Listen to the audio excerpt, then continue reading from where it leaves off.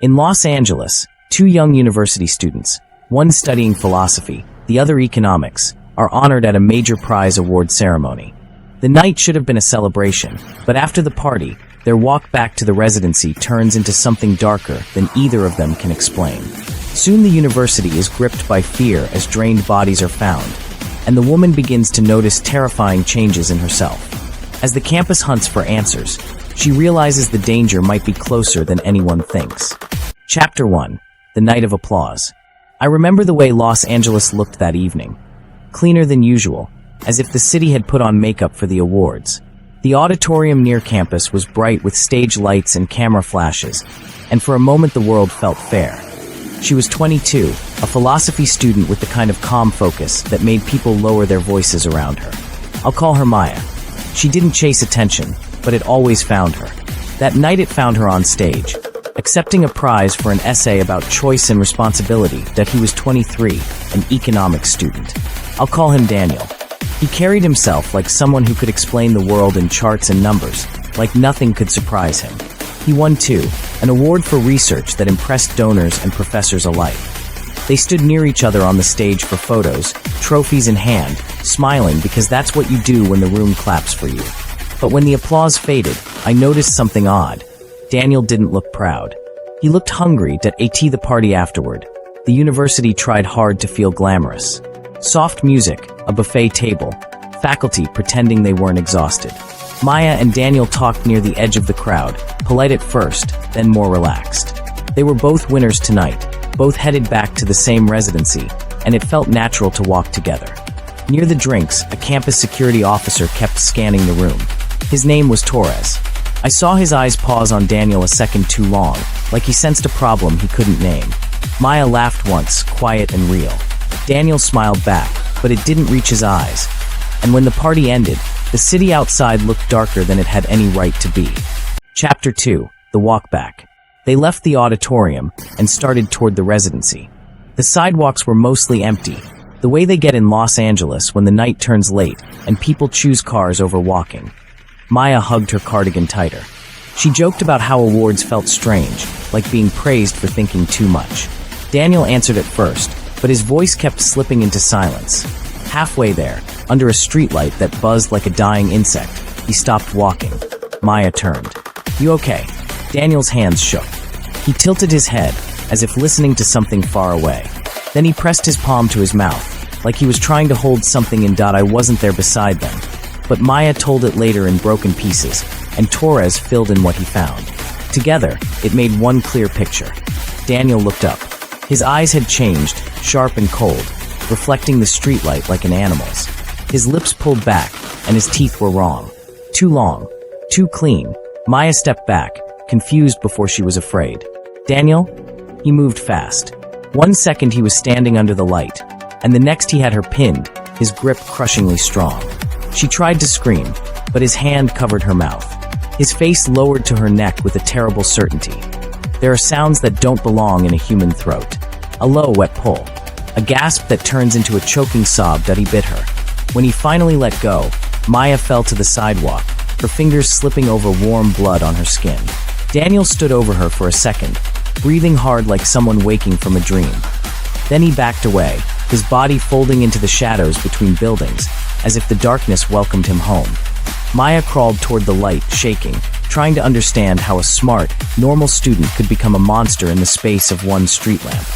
But the bite wasn't just an injury, it was an invitation. Chapter 3. The First Body. By morning, the campus had that tight, nervous energy that spreads faster than any rumor that a body was found on the grass near a classroom building. The police arrived. So did Torres, moving like he hadn't slept. Students gathered at a distance, phones raised, faces pale. The victim had 2 marks on the neck. The skin around them looked bruised, almost burned. And there was something worse. There wasn't much blood left. People said animal attack, because saying anything else would have made them sound crazy.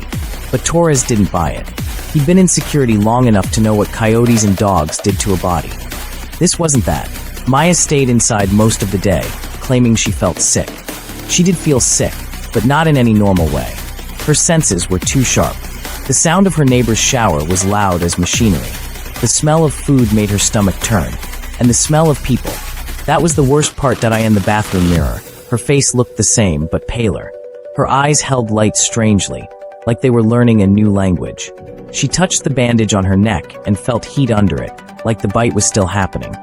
She went to the library in the afternoon, not because books could fix a wound, but because philosophy students are trained to hunt meaning even when meaning is dangerous. She searched folklore, medical journals, myths that had been laughed off for centuries. She found enough patterns to scare her. At dusk, she met with a friend from one of her seminars, a student counselor named Elena. Elena listened, calm but worried, as Maya described the walk home, the teeth, the speed, the cold eyes. Elena didn't say vampire. Not out loud. But she asked Maya to stay somewhere safe and to talk to campus security. Maya agreed, though both of them knew it was too late for safe. That night, another body was found, and the next morning, another. The university didn't call it a haunting. They called it a crisis. They added patrols, put out warnings, told students to walk in groups. But the thing moving through campus wasn't a student with a weapon. It was a predator with patience. And Maya could feel it, like a second heartbeat in the air. Chapter 4. Philosophy of Hunger. Maya tried to fight to change the way she'd fight any problem. With thought. With rules. With reasons. She told herself she was still human. She told herself the body could be tricked, that cravings were only chemistry.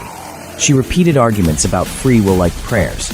But the campus became a trail of drained carcasses, and each one pulled at something inside her. In class, bright projector light made her eyes water and sting. She started wearing sleeves even in warm rooms.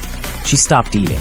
Coffee tasted like ash. Water did nothing. A tea night she lay awake, listening to the residency building breathe. Every cough down the hall, every footstep, every laugh from the courtyard below. All of it sounded close enough to touch. And beneath those sounds was another layer, a pulse everywhere. A constant rhythm inside every living body around her. She started timing her own heartbeat. It was slower. Sometimes so slow she panicked and pressed her fingers to her throat again and again, just to confirm she hadn't died. Torres came by once, asking questions about the night of the ceremony. He was careful, professional, but his eyes kept flicking to the bandage on her neck, that he didn't accuse her. But he didn't leave comfort behind, either. Later, Maya saw Daniel for the first time since the attack. It was near a service alley behind a campus building. The area was poorly lit, and the shadows looked thicker than they should have. She noticed him because her body reacted before her mind did. A chill. A pull. He sat on a low wall like gravity was optional, his posture relaxed, his gaze fixed on her with eerie calm. He looked cleaner than he had any right to look after weeks of murder rumors. His face could have been on a brochure. Maya froze. Daniel didn't move closer. He didn't need to.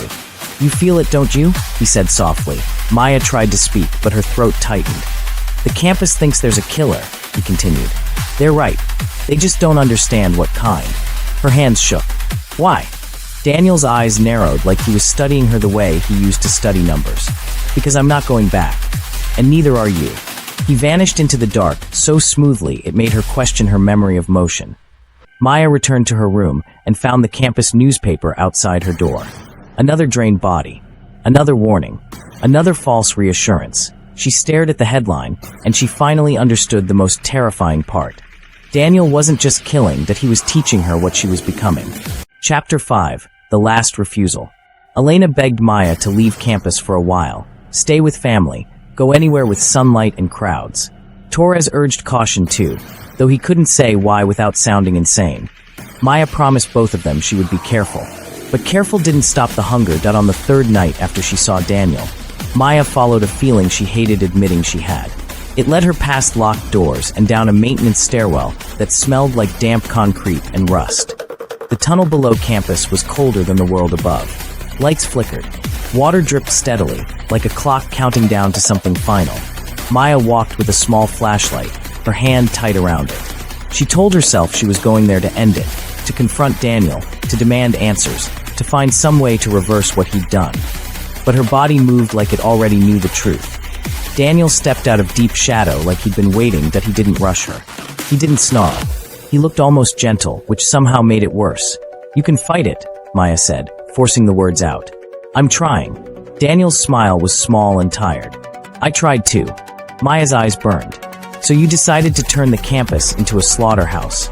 "It's not a slaughterhouse," he said, voice low. It's survival. And it's freedom if you stop lying to yourself. Maya took a step back, then another. Her flashlight beam shook across the tunnel walls. Daniel held out his hand, palm open, inviting. You're already changing. You feel how thin your old rules are. You feel how easy it would be to stop hurting. Maya's thoughts raced, philosophy colliding with panic. Choice, responsibility, harm, identity. She tried to build a wall out of logic, but the hunger inside her pushed against it like a tide. Daniel leaned in, close enough that she could smell him, clean, cold, wrong. You can keep suffering and pretend you're still the person you were. Or you can finish what started under that streetlight. Maya's breath shook. She pictured Elena's worried eyes, Torres's suspicion, the drained bodies on the grass, the fear spreading through dorms and classrooms. Then she pictured something else, silence inside her chest. The end of the constant ache. Her grip on the flashlight loosened that IT fell and clattered on wet concrete, the beam rolling away and leaving her face half in darkness. Maya looked at Daniel.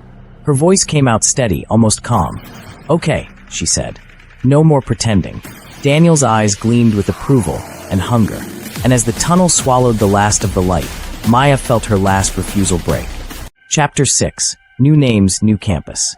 After that, Maya stopped thinking of herself as sick. She started thinking of herself as unfinished. Days passed strangely. She moved through campus like a ghost, avoiding mirrors, avoiding friends, answering Elena's messages less and less. Torres watched her from a distance, his suspicion sharpening into fear, but he never got close enough to prove anything. The killings continued. The university tightened security, then panicked, then tried to protect its reputation. Official emails talked about ongoing investigations. Parents demanded answers. Students whispered about a curse, about a demon, about a vampire. Maya stopped whispering the word in her head. She accepted it. The final night of change came quietly. No thunder, no magic. Just a deep, internal shift, like a door closing and locking behind her. When she stepped into the hallway of the residency, the darkness felt comfortable. The distant sound of a heartbeat didn't scare her anymore. It called to her. Later, under red neon on a Los Angeles street, she met Daniel without fear. They didn't talk about forgiveness. They didn't talk about the dead. Those were human topics, tied to human limits. They talked about leaving a different university, a different part of the city, then a different city entirely if needed. False identities built on stolen paperwork and careful stories. New majors, new faces in new crowds. They found a place where the night was always loud enough to hide what they were. A party full of strangers, pulsing music, and glasses filled with something darker than wine. Maya stood beside Daniel and felt the last thread to her old life snap. Philosophy had taught her to question everything. Now she questioned the only thing that mattered. Not whether monsters existed, but what kind of monster she wanted to be. And when she finally smiled, her teeth answered for her.